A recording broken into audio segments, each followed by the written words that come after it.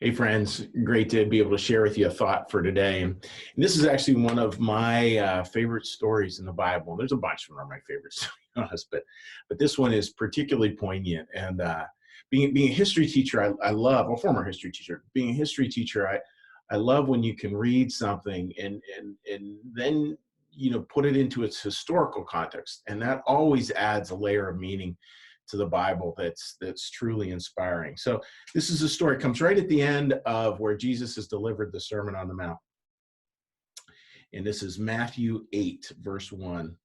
When he came down, this is Jesus, when he came down from the mountainside, large crowds followed him. A man with leprosy came and knelt before him and said, Lord, Lord, if you are willing, you can make me clean.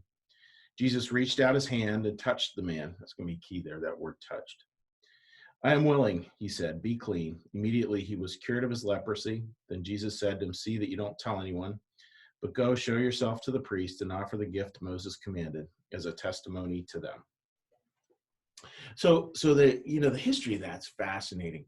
So leprosy was considered this absolutely horrendous disease.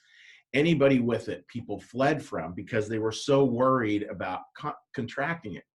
And similar to COVID, could be a deadly disease, and it was also a disease that would lead to a lot of physical deformities of, skin and fingers and toes and arms, like all kinds of horrible stuff. That's why lepers were shunned and placed in leper colonies. So if you ever hear that phrase, leper colony, that's what that's about. So the Old Testament, the Jewish tradition out of which Jesus came, treated it also as just this horrible thing that you were to shun people for. And what people were supposed to do is they were supposed to wear a bell around their neck, and they were supposed to go forward shouting, unclean, unclean, unclean. This story takes that story and completely flips it.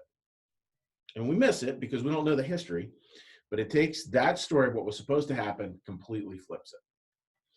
So first off, we don't get any connotation here of the man claiming unclean, unclean, bell around his neck, any of those things. And maybe he wasn't doing those things. Maybe the point of this story is that those things didn't matter. That wasn't how Jesus was judging the man. And the man, the simple statement of faith, like, Jesus, you can make me clean, was important. Again, like, that's embedded in the Jewish concept that disease, especially leprosy, was considered a sign of uncleanliness. So take the story to the next step. Jesus heals the man. Again, doesn't shun him, heals him. And then there's this beautiful line where it says, as part of that healing, Jesus touched him. That's immense.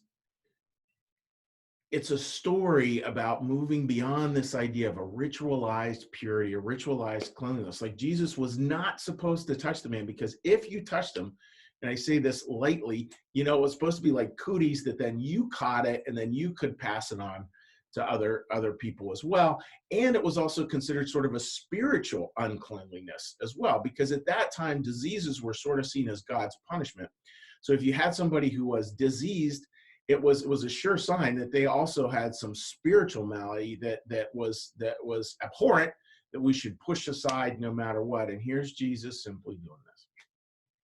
Touching. That story gets right to, again, what the idea of holiness is, what the idea of healing is. It also draws us out, away from our legalisms, away from our judgments, away, as a pastor, away from clericalism. In other words, my job is like I'm sort of to be set apart in any way, which is just craziness. It's craziness for anybody to feel like they're set apart.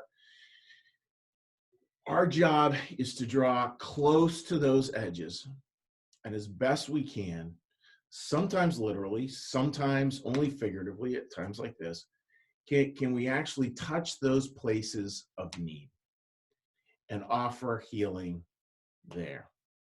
An incredible, beautiful story. So as you go through this week ahead, just think about what that concept of healing is. And so much of that concept of healing is not us holding back, but us leaning forward into the world we're supposed to heal.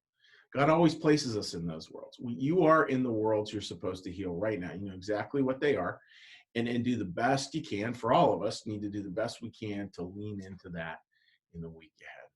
So thank you for joining me this morning, folks. Wishing you all the best in the weekend and the week ahead. Take care.